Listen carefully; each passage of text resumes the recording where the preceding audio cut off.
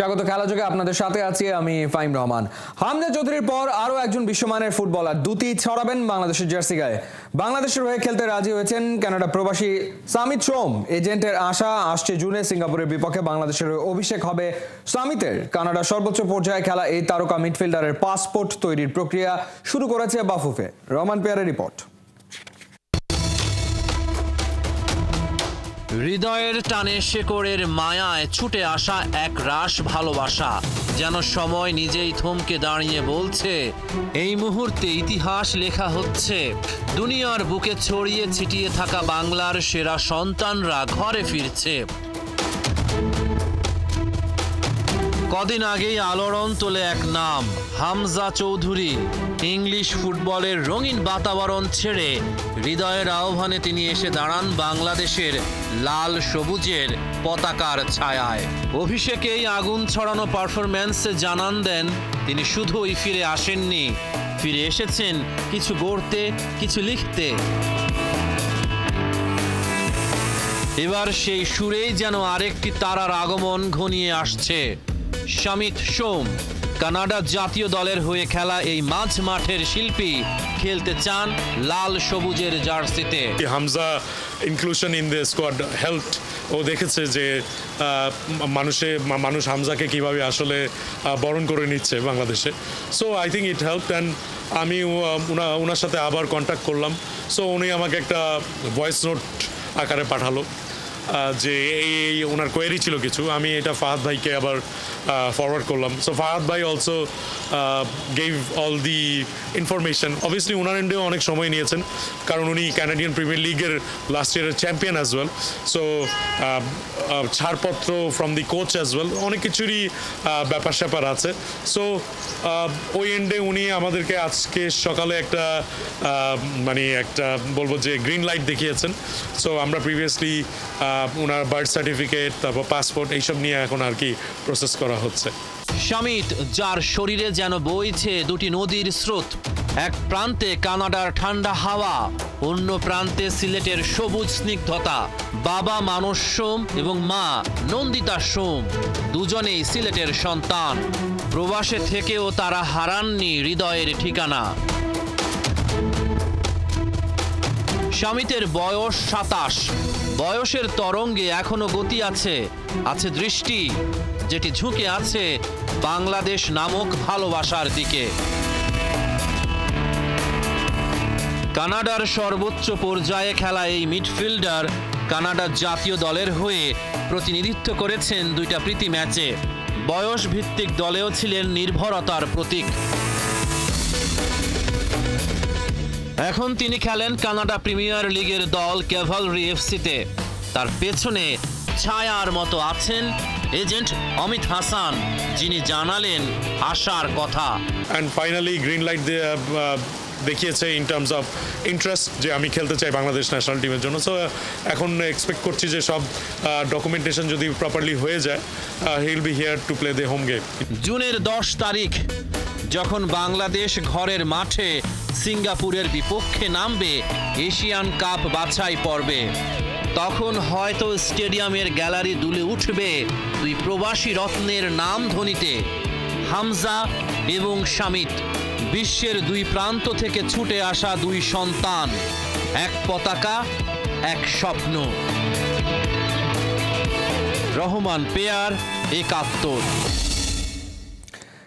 Asian কাপের বাছাই পর্বে বাংলাদেশের পরবর্তী ম্যাচ 10 জুন ঢাকায় সিঙ্গাপুরের বিপক্ষে। এই ম্যাচের আগে সামিতের পাসপোর্ট এবং অন্যান্য আনুষ্ঠানিক কাজগুলো শেষ করতে চায় বাফুফে। যদি সব প্রক্রিয়া ঠিকমতো শেষ করা যায়, তাহলে সিঙ্গাপুরের বিপক্ষে সামিতকে প্রথমবার মাঠে নামানোর কথা ভাবছে ফুটবল ফেডারেশন।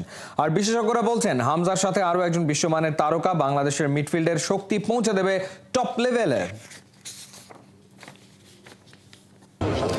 আমি এটা মনে করি অত্যন্ত বিশাল সাফল্য, এবং I am fortunate and I am thankful to আমাদের সভাপতি তাবিদ আওয়ালের নেতৃত্বে যে কমিটি, এই কমিটির সকলের এটা একটা অনেক বড় অর্জন। বাংলাদেশে যারা ফুটবল ভালো করেছে, বাংলাদেশের যে ফুটবল সেটার একটি বিশাল অর্জন। আপনি জানেন যে সমিত সোম কানাডা ন্যাশনাল টিমে চান্স পেয়েছিল, এইচ ভিত্তিক দুটি দলে চান্স পেয়েছিল, এবং উনি কানাডার প্রিমিয়ার লিগের টপ টিমে খেলেন এবং he plays for the regular 11। And owner team কিন্তু এখন চ্যাম্পিয়ন হওয়ার ফাইট দিচ্ছে। সো এই ধরনের ওয়ার্ল্ড ক্লাস প্লেয়ার যদি বাংলাদেশের লাল সবুজের জার্সি পরে খেলার ইচ্ছা পোষণ করে, আমি মনে করি এটা সমগ্র দেশের ফুটবল এবং আমাদের সকলের জন্য একটা অনেক বড় অর্জন। এবং আজকে ইন্ডিড একটা ঐতিহাসিক দিন, আমি নিঃসন্দেহে। উনি আমাকে বলেছেন যে উনি জুন 10 তারিখে খেলতে চান, বাট এই জিনিসটা দুটো গ্রুপের উপর ডিপেন্ড করবে। একটি হচ্ছে আমাদের মানে বাংলাদেশের যেটা আমাদের কন্ট্রোলে আছে, সেটা হচ্ছে ওনার জন্ম নিবন্ধন অ্যান্ড পাসপোর্ট, ওগুলো আমরা এক্সপেরাইট করে ফেলবো। বাট ফিফা অ্যাপ্রুভাল একটা ইস্যু আছে, যেহেতু উনি কানাডা ন্যাশনাল টিম এবং কানাডা ন্যাশনাল এইজ ভিত্তিক দুটো টিমে খেলেছে। সো ওইখানটাতে আসলে আমাদের পুরোপুরি কন্ট্রোল নাই। আপনি যদি আমাকে বলেন, আমি ডেফিনেটলি জুনের 10 তারিখে রেখে কাজ শুরু করবো, ডেফিনেটলি। খুব ভালোভাবে ফুটবলের জায়গাটা তৈরি করবে, তার কারণ হচ্ছে আমাদের মিডফিল্ডটা অনেক স্ট্রং হয়ে যাবে। সামিদ সোমো সেন্ট্রাল মিডফিল্ড হিসেবে খেলে, তো এখন হামজা আর সামিদ সোম যদি পাশাপাশি খেলে, তাহলে আমাদের মিডফিল্ডটা এত স্ট্রং হয়ে যাবে যে আমরা তখন যে কোনো অপোনেন্টের এগেনস্টে খুব ভালো খেলতে পারবো। এবং সে অলরেডি কানাডা ন্যাশনাল টিমে দুইটা ম্যাচ খেলেছে, যেটা কিনা একটা বিশাল বড় অ্যাডভান্টেজ, তার এই এক্সপিরিয়েন্স এবং সে যেই লেভেল থেকে খেলে আসছে।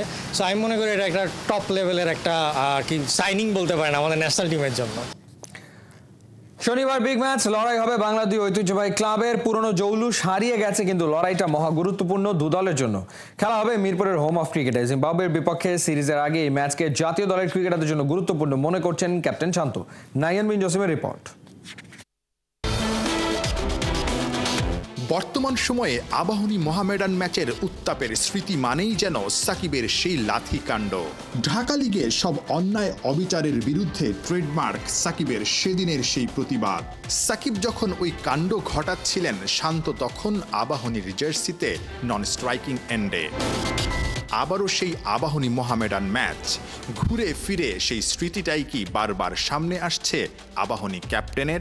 এটা তো আসলে সেরা ঘটনা না, এটা একটা এ ধরনের জিনিস না হয় ভালো, বাট আসলে এটা সেরা ঘটনা বলবো না। আমার মনে হয় যে ম্যাচটা ভালোভাবে হয়, প্রতি বছরই কম্পিটিটিভ খেলা হয় আমার যতটুকু মনে পড়ে। সো কালকেও আশা করবো যে এরকম একটা কম্পিটিটিভ গেম হোক। নামেই শুধু বিগ ম্যাচ, ফুরিয়ে গেছে হাই ভোল্টেজ ম্যাচের ভোল্টেজ। বহু আগে পুরনো জৌলুসটাও হারিয়েছে। ঢাকার ক্রিকেটে আবাহনী মোহামেডান এখন শুধুই ঐতিহ্য আর মর্যাদার লড়াইয়ে রূপ নিয়েছে। চলতি লিগে চিরপ্রতিদ্বন্দ্বী দুই ক্লাব এখন শীর্ষ দুইয়ে। আবাহনী টপে, মোহামেডানকে হারালেই তাই শিরোপার সমীকরণ একদম সহজ হয়ে যাবে আকাশী নীলদের জন্যে।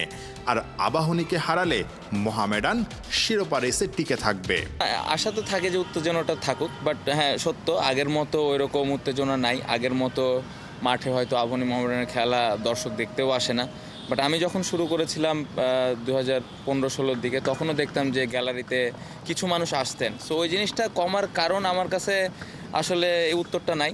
বাট আমার মনে হয় যে স্টিল আবাহনী মোহামেডান যখন খেলা হয়, ওরকম এক্সাইটমেন্ট তো থাকে প্লেয়ারদের মধ্যে। প্লেয়াররা এক্সাইটেড যেমন থাকে, আমার মনে হয় দর্শকরাও থাকে। বাট খেলা কিন্তু ভালো কম্পিটিটিভ গেম হয়। সো আমি আশা করবো যে দর্শকরা আগে যেভাবে আসতেন ওইভাবে এই ম্যাচটা আসবেন এবং প্লেয়ারদের সাপোর্ট করবেন। বিগ ম্যাচের আগে দুই দলের দুই টেস্ট ক্রিকেটার মুমিনুল হক আর মাহিদুল অঙ্কনের আড্ডা। প্রস্তুতি সাদা বলের হলেও মাথায় ঘুরছে টেস্ট ফরম্যাটটা। নাহিদ রানারা তো এর মাঝেও সেরেছেন লাল বলের প্রস্তুতিটা। আমরা দেখেছি নাহিদ রানাকে এইখানে আপনারা যখন আবাহনীর প্র্যাকটিস করেন তখন লাল বলে প্র্যাকটিস করছে। আলাদা আলাদাভাবে টেস্ট ক্রিকেটাররা চেষ্টা করছেন। কোনো কারণে কি একটু প্রস্তুতি ঘাটতি কম মনে হয় কিনা? কারণ আমরা সাদা বল থেকে কিন্তু আবারও লাল বলে যাচ্ছি। ইন্টারন্যাশনাল ক্রিকেটার হিসেবে বা পেশাদার ক্রিকেটার হিসেবে এটা আসলে মানিয়ে নেওয়াটাই স্বাভাবিক। তারপরও একটু প্রস্তুতি ম্যাচ থাকলে কি ভালো হতো? প্রস্তুতি ম্যাচ আমি বলবো না। আমার মনে হয় যে প্লেয়াররা অনেকদিন পরে টেস্ট ক্রিকেট খেলবে, অবশ্যই প্র্যাকটিসটা হয়তো আমার কাছে সামটাইমস মনে হয় আরও 2-1 দিন যদি আমরা বেশি পেতাম অবশ্যই ভালো হতো। বাট পাশাপাশি আমি এটাও বলবো যে আবাহনী মোহামেডান অনেক দর্শকদের অনেক চাওয়া পাওয়া থাকে, এই ম্যাচটা অনেক গুরুত্বপূর্ণ। সো পাশাপাশি আমি যেটা বলবো যে প্লেয়াররা যারা চান্স পেয়েছে, যারা দলে আছে, তারা মেন্টালি কিন্তু অলরেডি প্রিপারেশন নিচ্ছে যে কীভাবে আমি খেলাটা খেলতে চাই। সো দুই দিক দিয়ে যদি চিন্তা করেন, অবশ্যই মোহামেডান আবাহনী যেরকম ইম্পর্টেন্ট, পাশাপাশি টেস্ট ক্রিকেটটাও ইম্পর্টেন্ট এবং প্লেয়াররা ওই দুইটা জিনিসই সুন্দরভাবে ব্যালেন্স করে আমার মনে হয় প্রিপারেশন নিচ্ছে। এবং আমি আশা করবো যে যখন আমরা সিলেটে পৌঁছাবো তারপরে প্রিপারেশনের যতটুকু সময় আছে, আই থিঙ্ক এনাফ হবে প্লেয়ারদের জন্য। বাংলাদেশের জন্য আসলে চ্যালেঞ্জেসগুলো কোন জায়গায় থাকতে পারে? যদিও জিম্বাবুয়ে আসলে সেভাবে আমরা হয়তো বা আমাদের থেকে একটু পিছিয়ে পড়াও দলই ভাবি, চ্যালেঞ্জেসগুলো কোন জায়গায় তারপরও আপনার কাছে মনে হয়? কোনো দলই ছোট না, আমি বারবারই বলতেছি, এবং প্লেয়াররা এই জিনিসটা চিন্তাও করছে না। আমি আশা করব যে সাধারণ মানুষ বা মিডিয়ার যারা আছে তারা ওইভাবে দেখছে না যে ছোট দল বা বড় দল। খেলাটা আমাদের কত ভালো ক্রিকেট খেলতে পারে এটা ইম্পর্টেন্ট। লাস্ট ইয়ার যদি আপনি টেস্ট ক্রিকেট দেখেন, আগের থেকে ইমপ্রুভ হয়েছে। আমার যতটুকু মনে পড়ে আমরা 4টা ম্যাচ জিতেছিলাম। সো ইম্পর্টেন্ট, এবছর আরও 6টা টেস্ট ম্যাচ আছে। কত বছরের থেকে কীভাবে আমরা ভালো রেজাল্ট করতে পারি, তাহলে আমাদের টেস্ট ক্রিকেটটা সামনের দিকে আগায় যাবে। দু দলে খেলছেন টেস্ট টিমের 7 জন। শনিবার ম্যাচ খেলে রাতের ফ্লাইটেই সবাই উড়ে যাবে সিলেটে। 13 এপ্রিল থেকে সেখানেই জিম্বাবুয়ে সিরিজের ক্যাম্প শুরু হবে। নাহিয়ান বিন জসিম, 71। ফ্র্যাঞ্চাইজি ক্রিকেটে বাংলাদেশিদের চাহিদা একদমই বাড়ছে না, উল্টো আফগানিস্তানের খেলোয়াড়রা বনে গেছে হটকেক। নানান দেশের লিগে দল পেয়ে ম্যাচ খেলে আফগান ক্রিকেটারদের বাড়ছে স্কিল, যা সুফল পাচ্ছে জাতীয় দল ও যুদ্ধবিধ্বস্ত দেশটার উন্নতি। আর বাংলাদেশের পিছিয়ে পড়ার কারণটা কি ব্যাখ্যা করলেন ইমরুল কায়েস। সাইফুল রূপকের রিপোর্ট। 24-এ মাস্টারমাইন্ড ধোনির সান্নিধ্যে ছিলেন মোস্তাফিজ। বছর ঘুরতে ফিজ নেই, স্পটলাইটে আফগানিস্তানের নূর আহমেদ। ঘটনাটা যদি প্রতীকী অর্থেও দেখি, আন্তর্জাতিক ম্যাচে কি ফ্র্যাঞ্চাইজি ক্রিকেটে, সবখানেই আফগান খেলোয়াড়দের দাপট। টাইগাররা যেন বনে যাচ্ছে ব্যাকবেঞ্চার। কেন নানান দেশের লিগে যুদ্ধ বিধ্বস্ত দেশটার ক্রিকেটারদের এত কদর? স্কিল কিংবা পারফরমেন্সের দিক দিয়ে টাইগাররা কি অনেক পিছিয়ে? আফগানিস্তানি প্লেয়াররা যারা সিনিয়র প্লেয়ার আছে তারা কিন্তু প্রচণ্ড হেল্পফুল। আমি নবীর সাথে কথা বলেছি, রাশিদ খানের সাথে কথা বলেছি, ওরা ওদের জুনিয়র প্লেয়ারদেরকে টান দেয়। আমি যখন কুমিল্লাতে খেলি, আমি তখন ক্যাপ্টেন ছিলাম, আমি নবীকে বলছি যে নবী ভাই আমার একটা প্লেয়ার লাগবে, কী টাইপের এরকম প্লেয়ার লাগবে, তুমি বলো তো কোথায় আছে। ও আমাকে স্টেট বলে দিল আফগানিস্তানের একটা ইয়াং ছেলে আছে, ও আপকামিং খুব ভালো করতেছে। তো ও কিন্তু অন্য প্লেয়ারের কথা বলতে পারতো। সে এই জিনিসগুলো খুব ইম্পর্টেন্ট, যেটা আমাদের দেশে ক্রিকেটে হয় নাই। তা আমি মনে করি যে আমাদের এখন যারা আছে, আগামীতে যারা সিনিয়র হবে, তারা উচিত যে এই ট্রেন্ডটাই জেনারেশনটা ক্রিয়েট করা, যাতে বাংলাদেশের লোকাল প্লেয়াররা ফ্র্যাঞ্চাইজি খেলতে পারে। গেল বছর টি-20 বিশ্বকাপের সেমিফাইনালে খেলেছে আফগানিস্তান। 2023-এর ওয়ানডে বিশ্বকাপে সে সময় ডিফেন্ডিং চ্যাম্পিয়ন ইংল্যান্ডকে উড়িয়ে দেয় রশিদ নবীরা। ফেব্রুয়ারির চ্যাম্পিয়ন্স ট্রফিতেও আফগানদের সামনে বাটলাররা পায়নি পাত্তা। নিজেদের ফেভারিট ফরম্যাট ওয়ানডেতেও সাম্প্রতিক সময়ে যাচ্ছে তাই বাংলাদেশ। অথচ ক্রিকেট বিশ্বে উন্নতির ছাপ রেখে প্রশংসায় ভাসছে আফগানিস্তান। ওদের দেশে আমি শুনেছি যেটা শুধু ওয়ানডে টুর্নামেন্টই নাকি 7টা টুর্নামেন্ট হয়, বাংলাদেশে একটা। তো এই দিক থেকে আমরা অনেক পিছায় আছি আসলে। আমরা একটা টুর্নামেন্ট খেলে আপনি কখনো একটা দেশের মানে ওয়ানডে ক্রিকেট কখনো ভালো করা সম্ভব না। বাংলাদেশ পিছিয়ে গেছে, আফগানিস্তান এখন জায়ান্ট কিলার হয়ে গেছে, নিজেরাও আসলে জায়ান্টে রূপ নিচ্ছে। কষ্ট লাগে যখন এই যে ডেইলি স্ট্যান্ড বা অনেকেই কমেন্ট করে যে বাংলাদেশ পিছিয়ে গেছে, আফগানিস্তান খুব শীঘ্রই হয়তো আইসিসি ইভেন্টের ফাইনাল খেলবে বা চ্যাম্পিয়ন হবে। অনেস্টলি ভাই, আমি একটা আপনাকে কথা বলি আজকে, অ্যাজ এ প্লেয়ার হিসাবে যদিও বা কথাটা আমার বলা ঠিক না, বাট আমি পাকিস্তান যখন ভালো খেলতে থাকে না, তখন আমি মানে নর্মালি খেলা দেখি না, কারণ আমার কাছে মানে খুব মানে লাগে, মানে জেলাস লাগে যে ওরা আমাদের থেকে কত পিছিয়ে এসে ওরা যেভাবে ডমিনেট করতেছে। ওদের প্লেয়ারদের আপনি যদি কথা শুনেন এসে, মনে হয় যে ওরা আমাদের থেকে অনেক আগে থেকে ক্রিকেট খেলতেছে, বাট এই জিনিসগুলো নিতে পারি না আমরা। আমি পার্সোনালি নিতে পারি না। ওদের দেশের প্লেয়াররা আমাদের দেশে বিপিএল খেলতে এসে এমনভাবে কথা বলে যে ওদের কাছ থেকে আমরা ক্রিকেট শিখি বা শিখতে হবে। সো উইচ ইজ নট মানে গুড, আমি মনে করি। সো আমি এই জন্য ওইভাবে খেলা দেখতে পছন্দ করি না আসলে ওদের। সাইফুল রূপক, 71। মেহেদী মিরাজ বাংলাদেশের সেরা ক্রীড়াবিদ। বাংলাদেশ ক্রীড়া লেখক সমিতি তাদের অ্যাওয়ার্ড নাইটে এই খেতাব দিয়েছে টাইগার অলরাউন্ডারকে। বাংলাদেশের ক্রীড়া সাংবাদিকদের সবচেয়ে প্রাচীন সংগঠন বিএসপিএ প্রতি বছরই নানা ক্যাটাগরিতে খেলোয়াড়দের পুরস্কার দিয়ে থাকে। 2024-এর দেশসেরা ক্রীড়াবিদ মেহেদী মিরাজের হাতে পুরস্কার তুলে দেন ক্রীড়া উপদেষ্টা আসিফ মাহমুদ সজীব ভুইয়া। যদিও ভক্তদের ভোটে গেল বছরের পপুলার চয়েস অ্যাওয়ার্ড জিতেছেন সাফ জেতা নারী ফুটবলার ঋতুপর্ণা চাকমা। আর সেরা উদীয়মান খেলোয়াড়ের খেতাব জুটেছে ক্রিকেটের পেস সেন্সেশন নাহিদ রানা। সেরা আম্পায়ার হয়েছেন আইসিসির এলিট প্যানেলের শরফুদ্দৌলা ইবনে সৈকত। বসুন্ধরা কিংসকে দারুণভাবে পরিচালনা করা বাফুফের সিনিয়র সহ সভাপতি ইমরুল হাসানকে সেরা সংগঠকের পুরস্কার দিয়েছে বিএসপিএ।